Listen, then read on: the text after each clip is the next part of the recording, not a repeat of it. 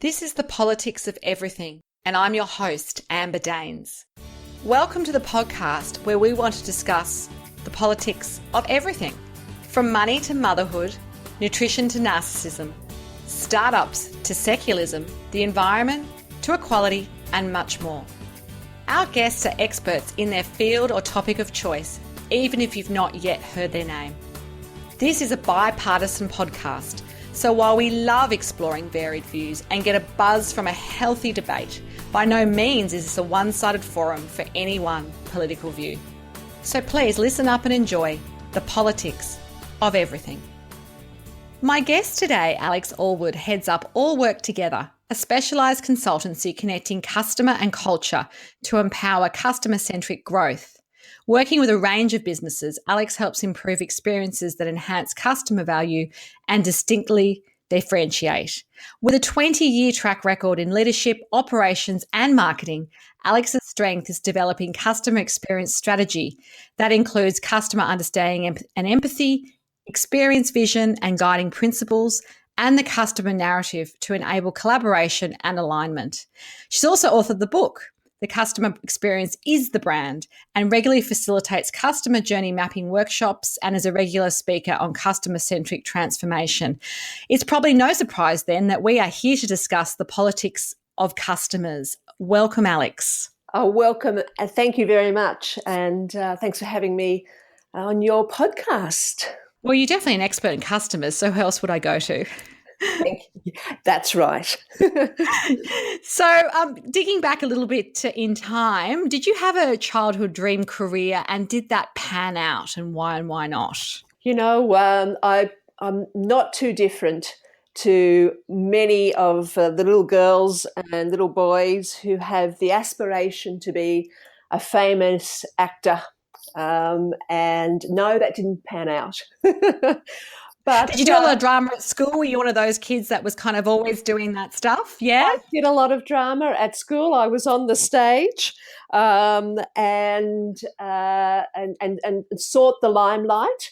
However, I didn't progress a career in drama or in acting. But, when I reflect on that question, Amber, I think that acting is about telling a story. And, I do that every day. I help my clients tell their customers and their clients and their patients' story. So, it mightn't be a direct link to being an actor, but I certainly have that element in my day-to-day business. Fantastic. So what was your first job and what did you think you learnt from that experience? Look, I'm a big advocate of people having lots of different careers and lots of different jobs, because that's the way that you learn what you love, and what you don't want to do. And one of my first full-time jobs was in sales.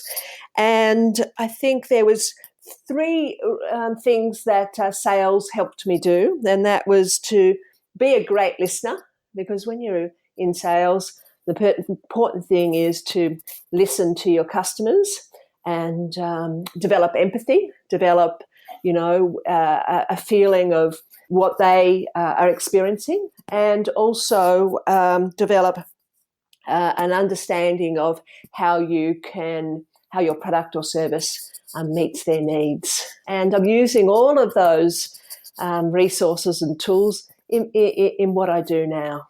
So I think that was the sales part was very influential to shape. Absolutely. And I don't think you can escape sales in the modern society we live in. I mean, even, the use of social media, even though it's storytelling, I sometimes think it's sort of story selling as well. Like it's sort of how you're getting your messages across. And I think the listening piece is so important in business and in your career. So I think I can see why that would shape you. Yep. So tell us, in the most broadest sense, what is the customer experience really all about and why does it even matter? Well, customer experience is, it's about how you make customers feel. That's an experience. And what I do is I help businesses put customer or client or patient or visitor at the center of their decision making. And this helps drive greater value for their customer. It helps to, as you said, differentiate and helps grow their business. And customer experience has become very relevant for businesses because we live in times that we have so much choice. And so the consumer or the customer has a lot of choice, and there's not much difference between one brand and the next, or one product offering and the next. And so customer experience helps that customer feel connected to that business because that business is delivering to their needs and their expectations.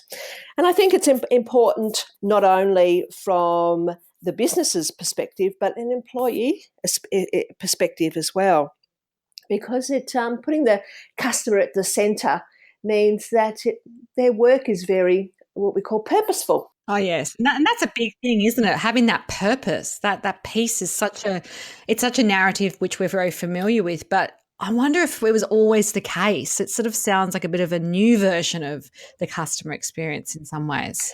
Well, I think, when we were less competitive and less commoditised, we worked for an employer to, create products and services and create returns for shareholders.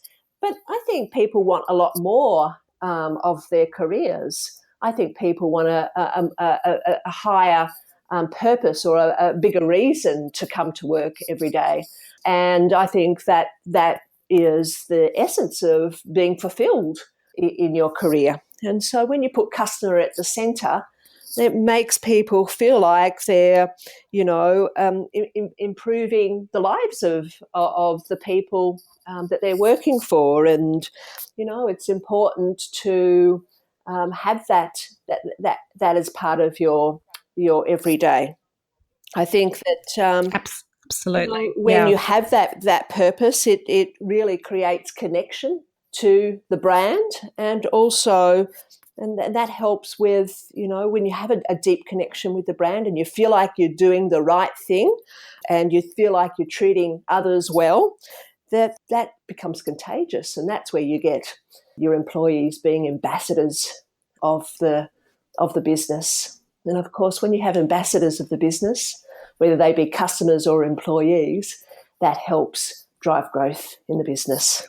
It all sounds so logical. So you've obviously packaged that up in a way in which, I guess you can coach people to how to go through this process. But was it something you always did in your business, or what was your first business incarnation? Have you always been in this space, or have you done something differently once you started your own business? I've always been in the customer space. I founded my first business 20 years ago over 20 years ago in 1997. With the ambition to have a work-life flexibility. I wanted to have children, and so I started a business in marketing, and it's in a particular area called media planning and buying. And that was when the industry regulator deregulated the advertising agency and media business. And I was one of the first agencies to start a media planning buying in that new era. And I've had businesses in brand strategy and advertising, and then we evolved our offering into customer experience, both strategy and implementation. And how long ago was that? What sort of period are we talking? 5 years ago. And on the back of that evolution, or that pivot, I also wrote the book Customer Experience is the Brand. Yes, absolutely. And I guess the industry's obviously evolved over the years, and it sounds like you've sort of weaved your way through this kind of area of work with marketing and communications and brand and storytelling.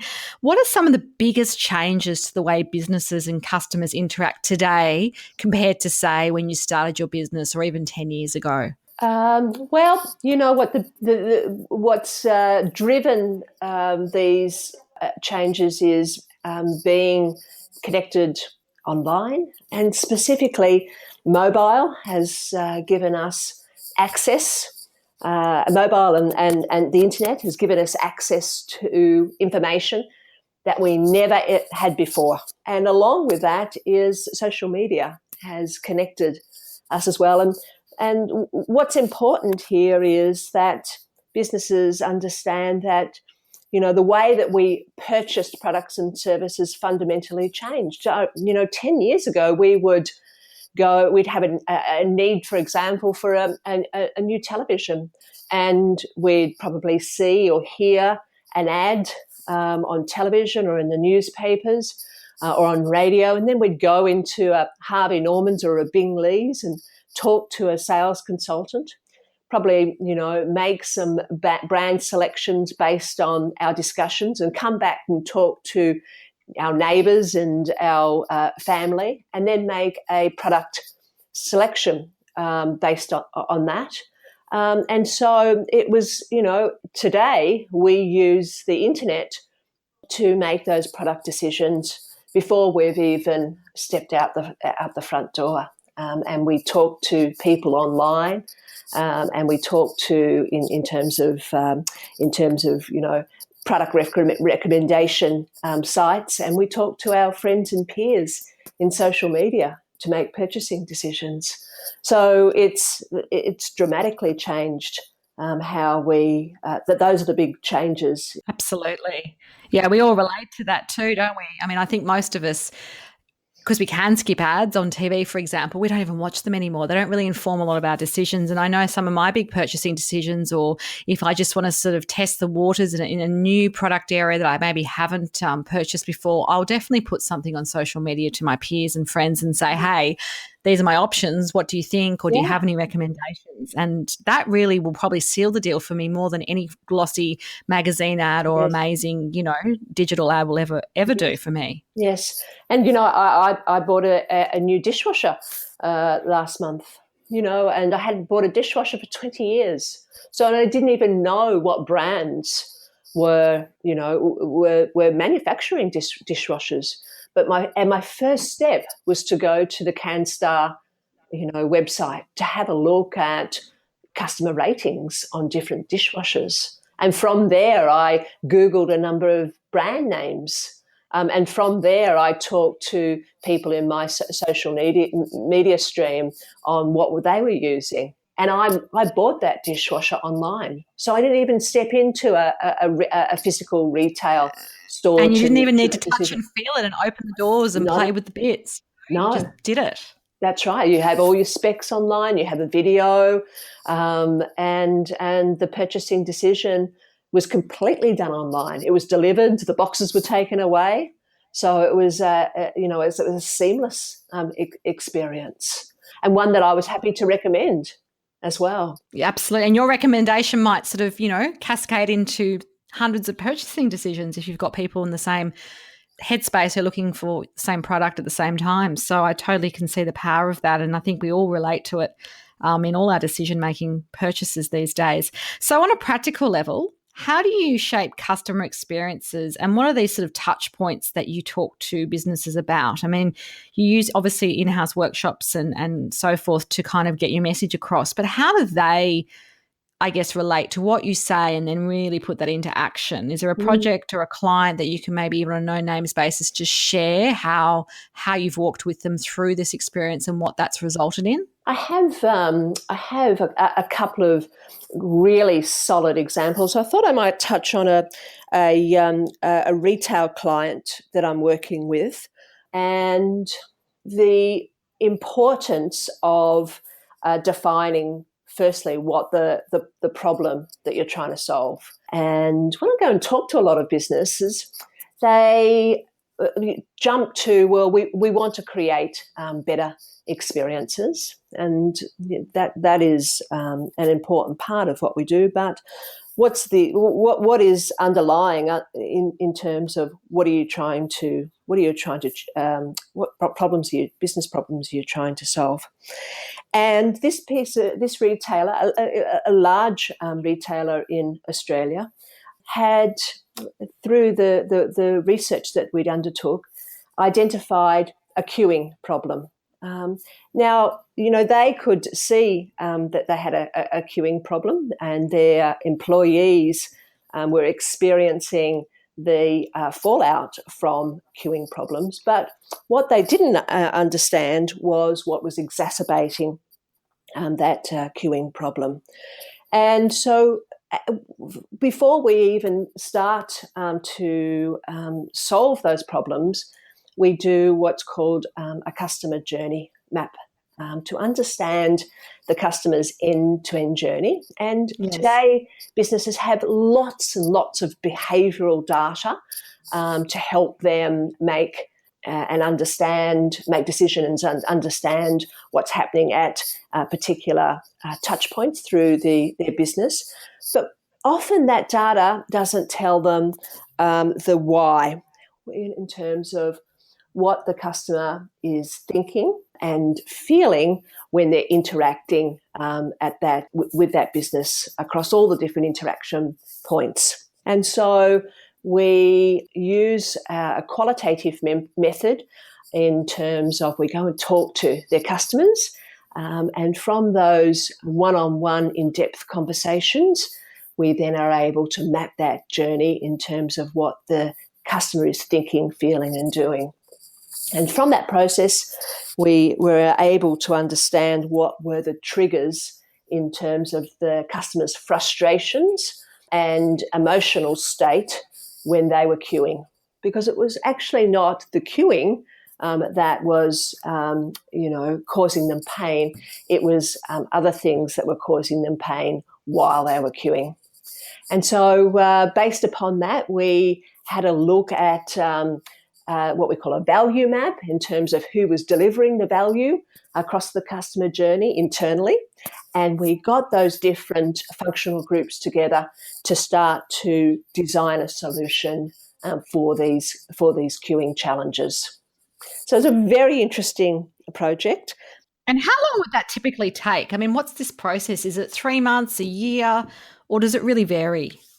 It varies, but typically you're looking between 8 and 10 weeks to do the first part, and that's the customer understanding part, which is the customer journey mapping and creating profiles or doing a needs analysis for that customer. Because the second part of that is connecting the customer with the organisation, and that's how they're thinking about customer and how they're making decisions day to day. Yeah, absolutely. That totally, I can see how that there will be variance, and I guess it depends on the type of organisation you're working with too, and how many layers there is to that company.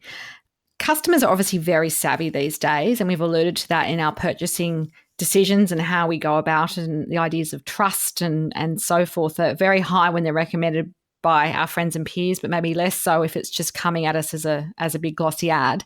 So what do most customers expect from brands or companies that they do business with? Are there certain things we all expect, and how can businesses do it better so they're meeting the needs of customers?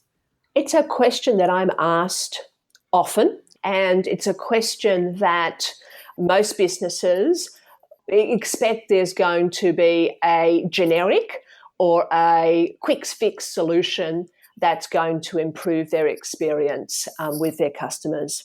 In actual fact, if you really want to have change in creating value for customers, then you need to understand what the customer's needs are, and you need to solve the problems that they're trying to, or get the job, trying to create a product or service that solves their problems. And I think at the heart of that is creating an emotional and a personal connection with customers. It's not a one size fits all, because if it's a one size fits all, then you're not creating any differentiation between one brand and the next. And I'll give you an example. I'm an American Express holder.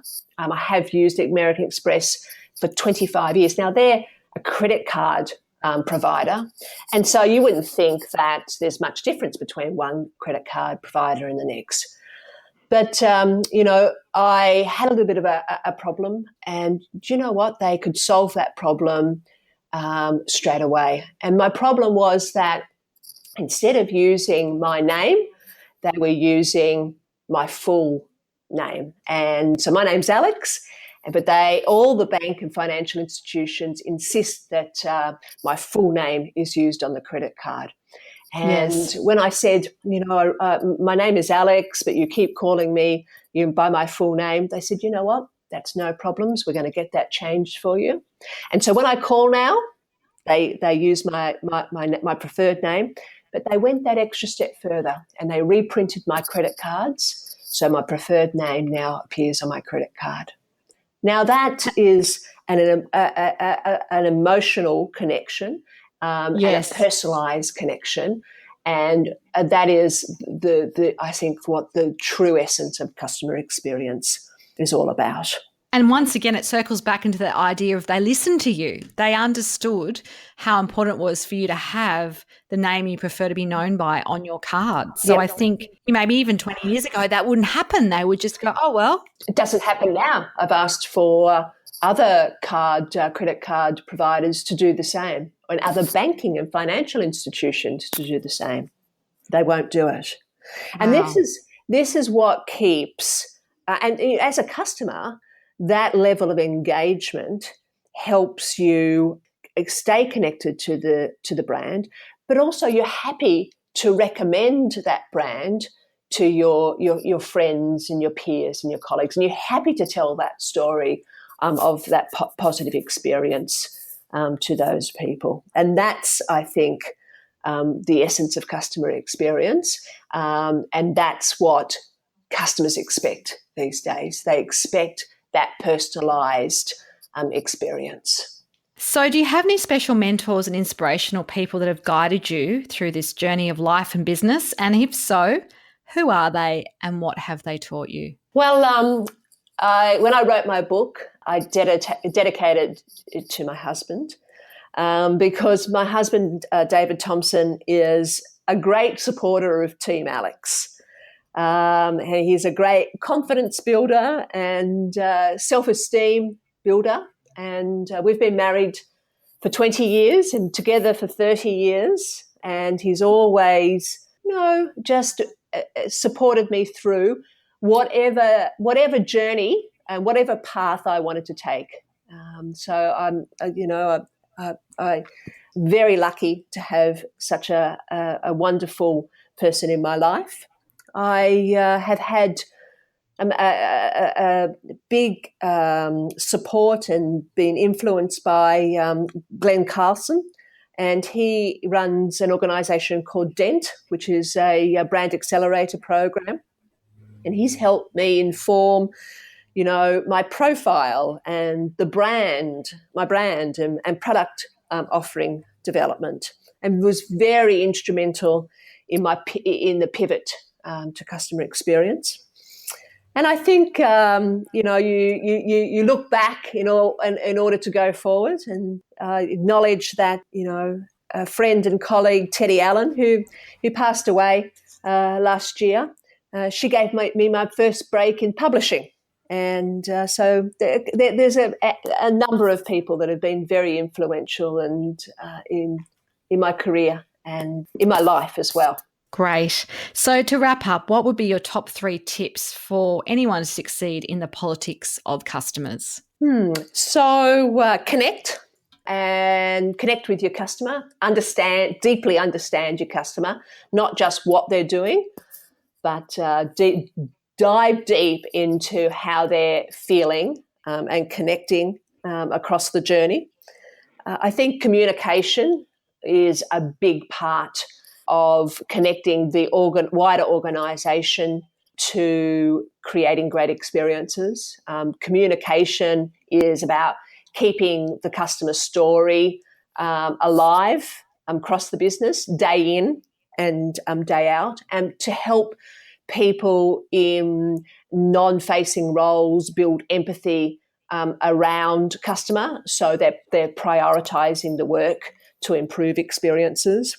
And I think, as my brand name says, all working together, collaborating to improve your customer's life is the third tenet in regards to creating great experiences. Well, it's been invaluable to have you on the podcast today. And if you do want to connect further with Alex Allwood, there will be some details on the show notes. Until next time, keep well. Thanks for listening today. If you've enjoyed the politics of everything, we thrive on feedback. So please add a short review and share the podcast with your network and your friends and family. I'm also always on the hunt for fabulous new guests. So if you've got a view to share and an idea how to get our listeners excited, please email me at amber@bespokecomms, that's BESPOKECOMMS.com.au, and we'll be sure to get back to you. Until next time.